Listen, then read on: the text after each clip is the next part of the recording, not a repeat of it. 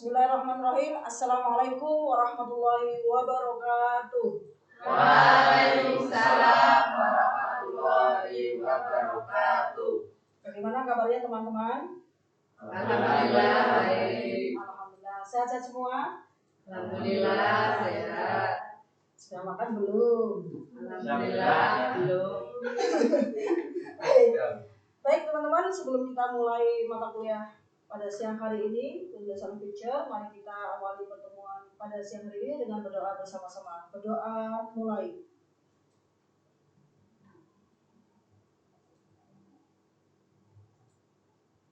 Selesai. Baik, pekan lalu saya sudah menjelaskan tentang pengertian feature. Ada yang perlu ditanyakan enggak? Belum ada. Masih ingat enggak? Ya.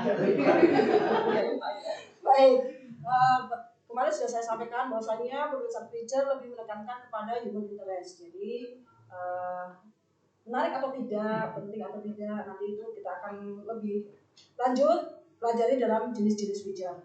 Baik, pada pertemuan kali ini kita akan bahas tentang jenis-jenis feature. Nah, teman-teman bisa perhatikan. Ada jenis-jenis feature, satu dari sidebar. Sidebar itu yaitu feature pendamping atau pelengkap berita utama. Ketika teman-teman, mungkin waktu itu teman-teman belum lahir ya, tahun 2006. Sudah lahir belum? Sudah lahir. Pas terjadi gempa, kemudian terjadi tsunami waktu itu. Nah, berita utama itu kejadiannya ya, kejadiannya ketika ada gempa, ada tsunami. Nah, nanti sisi-sisi lainnya itu sidebarnya itu berita pendampingnya. Jadi ketika kemudian ada berita lainnya, bukan berita utama. Ketika berita pendamping itu, nah itu dibikin yang beda dengan berita utama. Misal berita utama tentang kejadian tsunami-nya atau tentang kejadian gempanya. Nah, berita pendampingnya yang lain, yang menarik apa di situ? Tuh, misalnya ketika di Aceh, ketika Masjid Baitur Rahman tetap berdiri. Nah, itu menarik untuk dibikin berita lainnya. Paham? Nah, itu berita lainnya ya. Jadi berita pendamping, bukan berita utamanya. Baik, yang kedua, human interest. Di sini ada sisi-sisi yang menarik. Biasanya berita-berita yang berbau human interest itu apa? Biasanya yang menyentuh, yang bisa bikin teman-teman tertawa, menangis, dan lain sebagainya.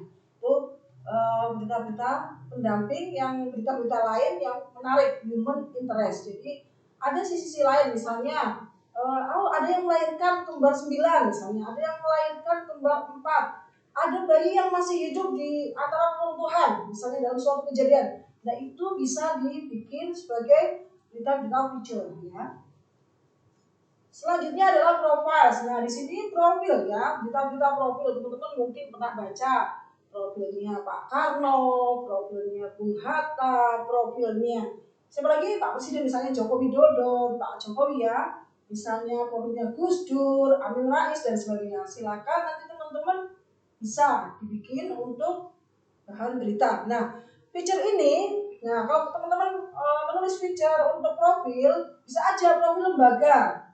Kalau mungkin teman-teman untuk mencari profil-profil tokoh-tokoh besar gampang ya. Misalnya teman-teman menulis kisah tentang Nabi Muhammad, itu banyak sekali bisa dijumpai. Nah, itu apa gunanya untuk tulisan-tulisan profil itu? Biasanya memang penting. Nah, salah satu yang penting itu biasanya apa? Di situ ada biodata. Biodata itu diperlukan karena untuk apa? Untuk melengkapi. Biasanya dibikin tersendiri, pakai kotak ya, pakai kotak sendiri atau pakai bagian sendiri. Di situ ada tulisan, misalnya namanya siapa, kemudian tempat tanggal lahir di mana, nama orang tua siapa, nama istri, nama anak, kesukaan dan lain sebagainya. Berita-berita itu menarik teman-teman. Bisa aja untuk memotivasi teman-teman mengikuti jejak-jejak mereka, jejak beliau-beliau itu. Misalnya, ternyata banyak ya orang-orang besar yang bermula dari kecil. Misalnya apa? Misalnya rektor mana? Dulu ternyata harus berjuang sekian banyak, misalnya seperti itu. Nah, itu berita-berita itu tetap menarik sampai kapanpun dibikin. Dia sifatnya nggak cepat basi, gitu ya. Nah, ketika bikin untuk lembaga, misalnya menulis tentang profilnya apa, misalnya NU, Muhammadiyah, organisasi-organisasi itu boleh, LDI, MTA, nah itu ada ya, maksudnya silakan teman-teman bisa gali itu. Profil-profil itu penting ya, apalagi misalnya teman-teman nanti menulis untuk skripsi yang menyangkut lembaga-lembaga tertentu. Ada yang mau ditanyakan? Silakan sebelum saya lanjut. Atau sudah jelas? Ada yang mau ditanyakan? Oh ya, sebelum saya lanjut, silakan teman-teman absen dulu ya. Daripada nanti lupa, silakan absen dulu. Oke. Ini yang tidak hadir berapa orang ya? 1, 2, 3. Ada 1 yang tidak hadir ya. Silakan absennya diisi barangkali nanti lupa. Saya lanjut. Ada lagi yang mau ditanyakan? Silakan. Nah, itu profil ya. Jadi profil itu bisa menulis tentang tokoh-tokoh besar, bisa tentang lembaga dan lain sebagainya. Bisa nggak Bu? Ya, jadi di sini tokoh tidak hanya presiden ya, bisa aja artis, tokoh politik dan lain sebagainya. Kita lanjut ya. Nah, ini menarik teman-teman. How to do, bisa tips, bisa panduan. Misalnya di sini ada Mas Maheka. Mas Maheka misalnya bagaimana sih? Kan Mas Maheka suka foto-foto ya. Misalnya bagaimana cara memotret yang bagus. Bagaimana kemudian tipsnya biar fotonya itu menarik. Nah itu ya. Silakan. Ini ada how to do, tips, panduan. Jadi ketika teman-teman kemudian bikin tulisan-tulisan seperti ini, pembaca suka gitu loh. Apalagi ada foto ya. Foto itu pasti. Foto itu penting ya teman-teman ketika membuat tulisan-tulisan seperti ini. How to do, tips, panduan gitu ya. Jadi teman-teman akan lebih bervariasi ketika apalagi ada diberi bagan atau diberi petunjuk ya, oh ini setelah ini nomor 1 apa, nomor 2 apa, nomor 3 apa dan seterusnya. Itu akan lebih menarik. Apalagi misalnya orang-orang yang suka merawat, misalnya di sini contohnya cara merawat helm. Bagaimana sih cara merawat helm? Nah itu teman-teman bisa kasih kita picture seperti itu. Tips, ini suka sekali ibu-ibu tuh, ibu-ibu atau cewek-cewek misalnya, bagaimana sih tipsnya memakai kerudung biar tetap menarik tapi tetap syar'i gitu ya. Nah itu nanti ada tips bisa teman-teman. Misalnya tipsnya cara bikin roti Mariam tetap enak, roti Mariam bisa matang sempurna. Nah itu nanti teman-teman bisa. Jadi ini ada how to do, tips, panduan. Saya lanjut. Nah ini feature sejarah. Teman-teman kan ada istilah jasmer, jangan sekali-kali lupakan sejarah. Nah, teman-teman ya sebagai di lingkup kecil aja, misalnya saya di warga mana, misalnya saya tinggal di Wonogiri, mungkin teman-teman bisa mencari referensi bagaimana tentang kisah apa yang ada di Wonogiri, peristiwa-peristiwa yang ada di Wonogiri, sejarah-sejarah yang ada di Wonogiri, situs-situs yang ada di Wonogiri. Terus kalau peristiwa G30 SPKI mungkin teman-teman udah tahu ya, maksudnya sering mendengarnya. Oke. Nah ini cerita dibalik peristiwa ini di sini.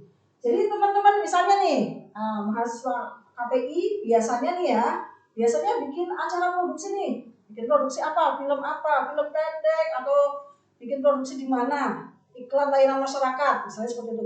Nah kejadian-kejadian di balik peristiwa itu bisa teman-teman tuangkan dalam sebuah picture dan itu biasanya lucu-lucu dan bagus-bagus ya, itu menarik. Dibikin itu tetap sangat menarik dan teman-teman bisa suka ya kalau misalnya baca itu. Bagaimana sih bikinnya supaya tetap menarik orang untuk membaca. Oke, itu cerita di balik peristiwa. Kemudian selanjutnya, nah ini siapa yang suka jalan-jalan? Ada yang suka jalan-jalan? Mbak Risma? Oh, oke. Anak-anak sekarang kan suka jalan-jalan, apalagi spot di mana-mana nih di Wonogiri, dari ujung timur sampai ujung barat, perasaan spotnya bagus-bagus semua. Dari utara, selatan, barat itu saya lihat tuh spotnya keren-keren di Wonogiri itu. Sebut aja misalnya teman-teman ke Watu Cenik, ke Gunung Gandul, ke mana lagi? Solangit. Mana lagi? Ayo. Gandul. Mana lagi? Gua Resi ya. Terus mana? Waduk Muncar. Wah itu keren-keren banget teman-teman. Kalau bikin tulisan itu orang tuh nggak bosan bacanya, apalagi yang suka berpergian ya. Nah ini travelog atau catatan perjalanan. Di situ teman-teman asik deh. Itu bahasanya fiction itu kan asik ya, menarik gitu loh. Kayak orang cerita aja bisa jadi gitu. Misalnya, oh kalau mau ke mana sekarang yang lagi rame Tegal Simbah juga ada kan ya. Terus waduh apalagi Cilacap, teman-teman bisa cerita, oh kalau mau ke sana pakainya apa, bayarnya berapa, terus kemudian bisa enggak sih kalau misalnya mau gratisan, cari tempat-tempat yang gratisan di Wonogiri, yang spot-spot gratisan mungkin banyak ya. Kalau teman-teman lewat antara perjalanan itu banyak sekali pemandangan yang sayang untuk dilewatkan. Merasa enggak kalau di Wonogiri itu banyak pemandangan yang luar biasa? Asik kan? Nah itu menghijaukan mata kita karena banyak pemandangan-pemandangan yang teman-teman bisa nikmati, teman-teman bisa share. Sekarang itu banyak ya untuk tulisan-tulisan, kemudian yang di web banyak tulisan-tulisan tentang catatan perjalanan. Nah selanjutnya ini teman-teman pasti suka. Nah kuliner, siapa sih yang nggak suka kuliner? Apa kuliner di Wonogiri? Ada yang tahu kuliner di Wonogiri yang paling terkenal apa? Tiwul. Suka nggak teman-teman sama tiwul? Kayaknya enggak deh. Suka? Oh insya Allah suka. Oke. Di Wonogiri misalnya ada kacang mete, itu juga maksudnya makanan ya yang bisa dijadikan bisa dikenalkan pada masyarakat. Terus sayur apa itu yang banyak cabenya namanya apa? Jangan lombok. Nah itu, waduh itu saya pertama kali menikmati jangan lombok itu rasanya kok lombok jangan gitu ya. Ternyata pedes sekali itu, luar biasa. Oke.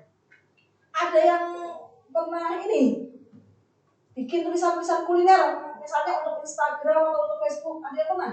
Siapa coba? Bahana pernah bikin Bahana? Bahana pernah bikin Bahana? Atau Mbak Erna? Belum, Mbak Mada? Belum. Untuk Instagram biasanya? Mbak Risma pernah? Mbak Risma? Belum. Mbak Putri mungkin. Mbak Putri. Ya, pernah Bu. Pernah. Oke. Nah itu ya, jadi bikin apa Mbak waktu itu? Statusnya apa? Kuliner apa? Tentang apa?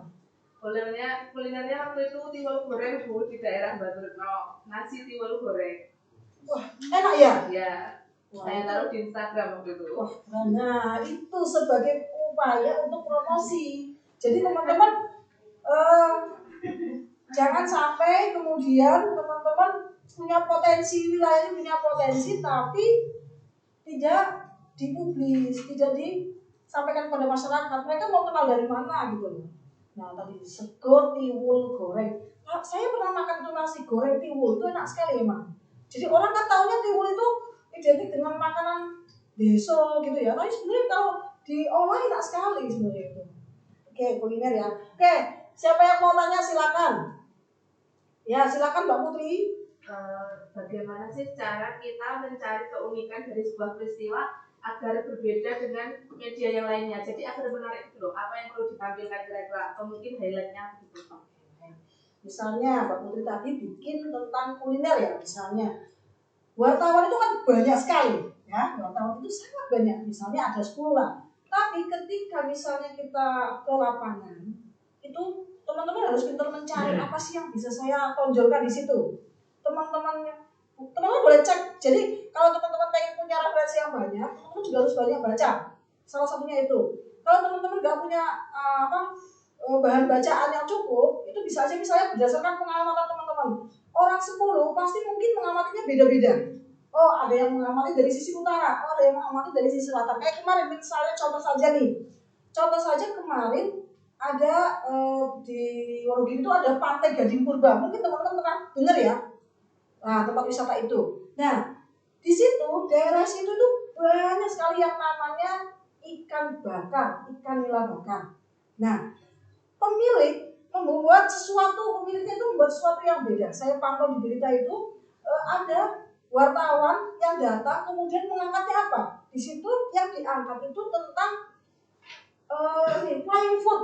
Jadi makanannya bisa terbang itu loh, istilahnya kan gitu ya. Padahal dia itu cuma dari atas meluncur ke bawah. Nah itu ternyata dari sisi itu yang ditonjolkan bikin orang tertarik. Akhirnya penasaran, flying food itu seperti apa ya flying food? Nah akhirnya kemudian banyak orang berbondong-bondong penasaran dengan flying food. Padahal flying food itu di situ keranjang isinya makanan-makanan pesanan para penikmat kuliner yang diluncurkan dari atas ke bawah gitu loh. Nah itu Mbak Putri, jadi kalau misalnya mau bikin tulisan yang menarik, otomatis datanya yang diterima harus banyak gitu loh. Kalau misalnya, tapi wartawan itu jangan khawatir, namanya teman-teman wartawan itu atau teman-teman yang punya pengalaman menulis banyak, dia akan punya referensi lebih banyak. Jadi nanti akan lebih terasa, oh saya mau nulis apa ya, saya mau ditonjolkan apa ya gitu. Seperti itu ya. Begitu Mbak Putri, ada oke? Silakan, ada yang mau disampaikan lagi silakan. Oke, yang Pemanda silakan. Bagaimana cara melatih kemampuan menulis fitur supaya caranya itu? Aduh, teman-teman pengen nulis picture? Oke, gini. Semua itu butuh proses. Kalau teman-teman pengen bisa menulis, tapi kemudian nggak pernah berlatih, maka ya ibarat kata seperti menumbuhkan bulan ya. Teman-teman pengen mencapai sesuatu tapi nggak pernah berlatih. Misalnya teman-teman pengen bisa renang nih, tapi nggak mau berlatih ke air, nggak mau nyemplung ke air, otomatis kan nggak bisa renang. Ya kan, hanya bisa, aku pengen bisa renang, aku pengen bisa renang. Seperti itu juga ketika teman-teman, aku pengen bisa nulis, tapi teman-teman nggak pernah nyoba. Cobalah dulu, sedikit demi sedikit, diasah. Nah, terus langkah selanjutnya apa? Jangan malu bertanya. Kita kalau nggak bisa, jangan malu bertanya. Jangan kemudian, aku di sini aku tekoy. Jangan seperti itu. Teman-teman harus tetap termotivasi untuk bertanya. Aku harus bisa. Dan jangan berpikir aku nggak bisa. Kalau teman-teman berpikir seperti itu, nah nanti teman-teman akan terdokter, aku benar-benar nggak bisa gitu. Tapi teman-teman berpikirnya aku bisa, insya Allah bisa. Dan itu step by step. Nggak ada semua yang ujuk-ujuk atau tiba-tiba. Teman-teman bisa besar seperti sekarang berawal dari bayi, bahkan dari dalam kandungan. Kemudian lahir, bayi, mulai jadi balita, kemudian balita, kemudian anak-anak, sekarang sudah kuliah. Nah begitu juga menulis. Menulis itu proses ya. Memang kan ada yang bilang menulis itu semudah ngomong. Benar. Kalau teman-teman sudah terbiasa itu, coba. Teman-teman sering update status gak? Enggak. Ada yang iya nih. Pasti ada yang iya nih. Saya pantau kalau ada yang sering update status. Jadi teman-teman itu sebenarnya bisa menulis. Kalau coba, misalnya teman-teman pasang status 1 tahun ya, 1 tahun, tapi ceritanya tentang misalnya nih, tentang potensi yang ada di Wonogiri, bisa aja itu dibukukan dalam waktu 1 tahun. Kan ada wartawan dari, fotografer dari Antara itu foto 1 hari, foto, ya bisa dibikin jadi 1 buku dan kemudian jadi kalender, gitu ya. Oke, itu teman-teman untuk kuliner yang bisa dibikin. Jadi orang-orang itu akan tertarik ketika membaca tulisan tentang kuliner, kemudian tentang perjalanan. Itu biasanya mereka tertarik, apalagi saya yakin di Wonogiri banyak yang bisa digali. Kuliner itu di sini mungkin ada sambal cabu ya, yang dibikin dari wijen gitu ya. Itu kan orang tuh nggak tahu loh, rasanya pedes, warnanya hitam, kelihatannya kan nggak enak ya. Tapi ketika dibungkus kemudian ini jadi enak. Tadi sayur lombok, kalau yang nggak pernah makan sayur lombok pasti lombok kok di sayur gitu ya, pedes tapi padahal sedap banget. Apalagi yang enak dari Wonogiri ya. Kalau durian emang banyak ya, durian di daerah yang tinggi. Apalagi kalau di Wonogiri yang bisa ditawarkan ke pasar. Sambal, mete, kemudian itu ikan nila ya, nila bakar, itu juga udah kondang ya nilainya. Sop nila, bakso. Kalau bakso orang Wonogiri dimanapun orang suka bakso, bahkan di luar negeri ya, meatball ya, bahasa kerennya meatball, itu bakso ya, bakso. Jadi teman-teman akan siapa aja deh kayaknya suka bakso sama bakso. Nah teman-teman bisa bikin tulisan bakso. Kalau gambarnya coba bakso beranak, gambarnya dikasih bakso gede dibelah jadi 2, dalamnya ada bakso-bakso kecil-kecil. Siapa yang nggak ngiler lihat foto seperti itu? Tambah lapar gitu ya. Oke teman-teman, ada yang mau disampaikan silakan sebelum kayaknya sudah sudah waktunya sudah habis. Nggak terasa ya ternyata. Ada lagi yang mau tanya silakan. Silakan sebelum saya tutup ya, silakan Mbak Risma, silakan. Bagaimana bisa menulis berita pada lingkungan bencana alam? Oke. Agar tidak melewati batas dan terkesan menyinggung korban. Oke, baik. Terima kasih Mbak Risma, pertanyaan bagus. Nah itu. Jadi bagaimana sih kita menulis di tempat bencana atau mungkin tempat misalnya yang kecelakaan ya, biar tidak menyinggung. Nah itu kita harus hati-hati benar-benar. Jangan sampai kemudian kita melanggar norma ya. Udah orang sedang sedih ditanya perasaannya gimana. Dong sudah sedih kok ditanya perasaannya pasti sedih dong. Ya kita banyak mengamati lah. Di situ kita memang dituntut apa ya istilahnya, kita itu jangan apa ya karena ingin dapat berita yang eksklusif kemudian seenaknya sendiri. Jangan seperti itu. Teman-teman harus lihat kondisi. Saya dulu pernah nih liputan banjir ya pernah. Kemudian liputan yang bis tertabrak kereta itu meninggal 15 orang. Nah kan nggak mungkin kita kemudian orang lagi nangis-nangis kemudian ditanya, itu nggak sopan banget lah. Kita harus bisa etika kita, perasaan kita. Ya udah kita tulis berdasarkan pantauan dulu. Berdasarkan pantauan, ya kemudian kita cari orang yang sekiranya lebih sedang lebih bisa menerima keadaan itu. Jangan orang-orang yang sedang meratap, menangis kemudian kita datang, ya itu kita nggak sopan ya. Akan lebih baik ketika kita kemudian ya sudahlah, kita mengalah untuk mengamati dulu, lebih banyak ke pengamatan dulu. Kemudian kan kita bisa lihat ya pernyataan-pernyataan misalnya pejabat yang ada di situ, Pak RT, Pak Lurah, atau Pak Kades, kemudian Pak Camat, atau misalnya dari Badan Penanggulangan Bencana, kita tanyakan kepada mereka. Karena apa? Jangan sampai kemudian kita melukai orang yang sedang sedih. Pasti siapapun orang yang sedang kena bencana pasti sedih, ya enggak? Ya kan? Nggak mungkin orang sedang kena bencana kemudian ketawa ketiwi, nggak mungkin lah. Ya. Nah itu kita kemudian menghargai mereka. Caranya itu tadi. Oh iya kita lihat dulu. Coba dari pengamatan teman-teman. Jadi teman-teman itu tidak hanya wawancara ya, teman-teman bisa pengamatan. Misalnya nih tahun 2006 ketika ada gempa di Jogja dan Klaten dan sekitar Sukoharjo itu ya, daerah Wolu itu juga kena, Klaten juga kena sebagian itu. Nah, ketika kita melihat di daerah Banten misalnya banyak jenazah-jenazah yang ada di pinggir jalan, itu kan bisa jadi bahan tulisan. Jadi kita tidak harus tanya, nggak mungkin kan kita tanya ke jenazahnya, nggak mungkin kan. Kita berdasarkan pengamatan, kita lihat, wah ternyata banyak mayat berjejer-jejer di jalan. Oh ternyata banyak rumah ambruk. Oh ternyata banyak korban. Itu bisa kita jadikan paragraf-paragraf ya, kita rangkai kalimat demi kalimat. Itu bisa jadi paragraf. Nggak harus murni wawancara ke korban, tapi kita perlu dari korban. Nah untuk itu korban itu harus kita pilih-pilih lah. Jangan kemudian lagi sudah menangisnya minta ampun kemudian jangan datang itu nanti kalau jadi wartawan itu merusak banget itu. Kita lihat-lihat lah, kita lihat-lihat, kemudian teman-teman perhatikan, oh ternyata ini nggak inilah aku nggak usah ke orang inilah, cari yang lain gitu, nggak apa-apa. Begitu Mbak Risma, silakan. Siapa yang mau tanya lagi? Oke, silakan Mas Eka. Misalnya kan kita lagi liputan kuliner di warung makan atau di mana itu kan, itu kita sudah dapat makanan gratis. Ya kan lumayan kali. Baik, pertanyaan bagus. Begini, jadi berdasarkan pengalaman dulu ya, Mas Eka ini saya cerita berdasarkan pengalaman. Jadi dulu gini, kalau kita liputan kuliner misalnya, kalau di hotel, rumah makan besar, biasanya memang mereka sudah punya budget untuk promosi. Jadi kita itu sudah disediakan.